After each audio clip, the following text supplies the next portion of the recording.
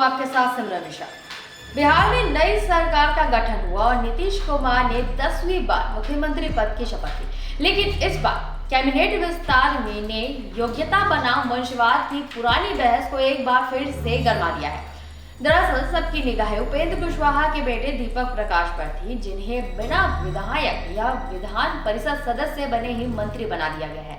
जहां एक तरफ जमीनी कार्यकर्ता दशकों तक संघर्ष करते रहे, वहीं दीपक प्रकाश ने राजनीति का फास्ट ट्रैक अपना लिया। जब उनसे पूछा गया कि उन्हें मंत्री क्यों बनाया गया, तो उनका सीधा जवाब था, पापा बताएंगे। क्या बिहार की राजनीति में अब परिवेश और परिवार का दबदबा ही योग्यता बन गया है?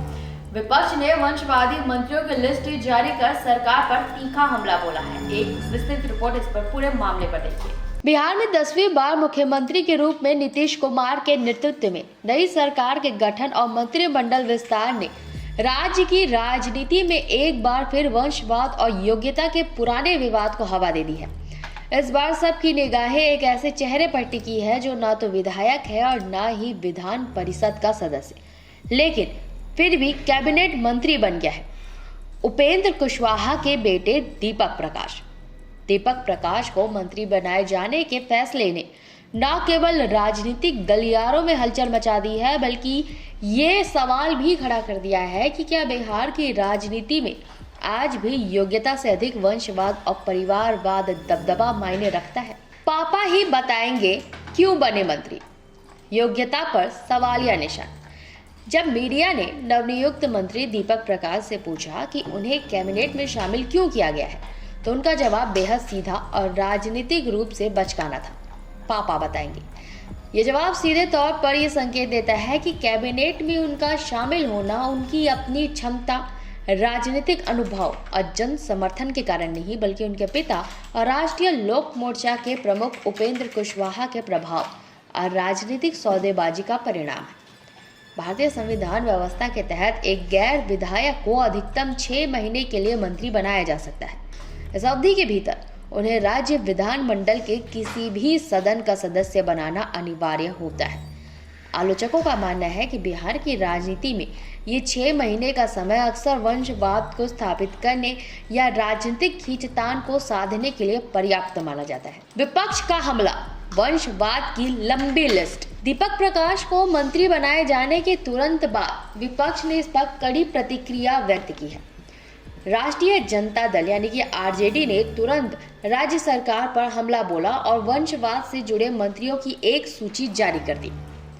इस सूची में न केवल दीपक प्रकाश का नाम शामिल था, बल्कि कई अन्य प्रमुख नेताओं के बच्चों या फिर रिश्तेदारों का नाम भी था, जो वर्तमान कैबिनेट या पिछले सरकार का हिस्सा रहे हैं। विपक्ष ने सीधे तौर पर आरोप लगाया कि बिहार की राजनीति योग्य व्यक्तियों के लिए दरवाजे बंद कर रही है और सत्ता पर रिश्तों और परिवारवाद के जादू को हवा होने वाली है। विपक्ष ने सीधे तौर पर आरोप लगाया है कि बिहार की राजनीति योग्य व्यक्तियों के लिए दरवाजे बंद कर रही है और सत्ता पर रिश्तों और परिवारवाद के जादू को हावी होने दे रही है। इस सूची में जीतन राम मांझी, जो कि मांझी के बेटे संतोष सुमन, शकुनी चौधरी, जिनके बेटे सम्राट चौधरी वर्तमान डिप्टी सीएम है, और अब उपेंद्र कुशवाहा जैसे बड़े नाम शामिल हैं। कुशवाहा की नाराजगी का राजनीतिक इलाज। बिहार की राजनीति में यह जग जाहिर है कि सरकार गठन से पहले सीट बंटवारे और राजनीतिक समीकरणों को लेकर उपेंद्र कुशवाहा की पार्टी आरएमएल और सत्ताधारी गठबंधन के बीच कुछ अनबन थी। राजनीतिक पर्यवेक्षकों का मानना है कि दीपक प्रकाश को मंत्री पद देना उपेंद्र कुशवाहा की उस कथित नाराजगी को दूर करने का एक सीधा और आसान राजनीतिक इलाज था। इसे बिहार में एक नया राजनीतिक ट्रेंड देखने को मिल रहा है, जिसे लोग अब जुड़वा मंत्रिमंडल या पारिवारिक गठजोड़ कहने लगे हैं। पिता उपेंद्र कुशवाहा गठबंधन में महत्वपूर्ण शक्ति रखते हैं। बेटा दीपक प्रकाश बिना चुनाव लड़े सीधे कैबिनेट मंत्री बन जाता है। ये सत्ता संतुलन बनाने और पार्टी के भीतर खींचतान को साधने का एक प्रभावी तरीका माना जाता है। कौन है दीपक प्रकाश? फास्ट ट्रैक की कहानी। दीपक प्रकाश का जन्म 1989 में हुआ था। वो राजनीतिक रूप से महत्वपूर्ण परिवार में आते हैं, जिनके पिता उपेंद्र कुशवाहा आरएलएम के प्रमुख और बिहार के बड़े नेता हैं।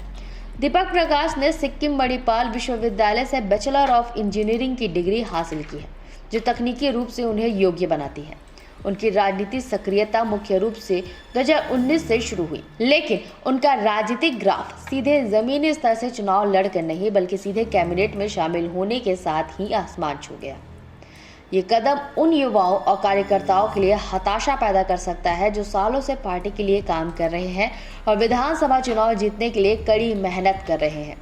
दीपक प्रकाश का मंत्री बनना इस बात का एक स्पष्ट उदाहरण है कि बिहार की राजनीति में कनेक्शन, परिवारवाद और सही समय पर राजनीतिक सौदेबाजी अक्सर चुनाव जीतने और योग्यता से भी आगे निकल जाती है। यह घटनाक्रम न केवल बिहार में वंशवादी राजनीति को मजबूत करता है बल्कि योग्य और मेहनती कार्यकर्ताओं के मनोबल को भी तोड़ता है।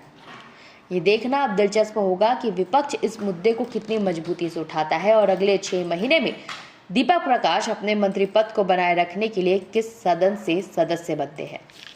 तो ये थी बिहार की राजनीति में वंशवाद के बढ़ते प्रभाव की कहानी। दीपक प्रकाश को मंत्री पद मिलना उपेंद्र कुशवाहा की कथित राजनीतिक नाराजगी का इलाज हो सकता है, लेकिन ये उन हजारों युवाओं और कार्यकर्ताओं के लिए हताशा पैदा करता है जो दशकों से संघर्ष कर रहे हैं। बिहार की राजनीति में ये जुड़वा मंत्रिमंडल का नया ट्रेंड साफ दिखाया है कि कनेक्शन और पारिवारिक संबंध आज भी चुनाव जीतने और योग्यता से आगे है। दीपक प्रकाश के पास अब 6 महीने का समय है खुद को किसी सदन का सदस्य साबित करने का। तब तक ये देखना होगा कि विपक्ष इस मुद्दे पर कितना मुखर रहता है और क्या सरकार वंशवाद के इन आरोपों का कोई संतोषजनक जवाब दे पाती है। फिलहाल के लिए इस बुलेटिन में इतना ही। अन्य खबरों के लिए बने रहे निशानेबाज के साथ। नमस्कार।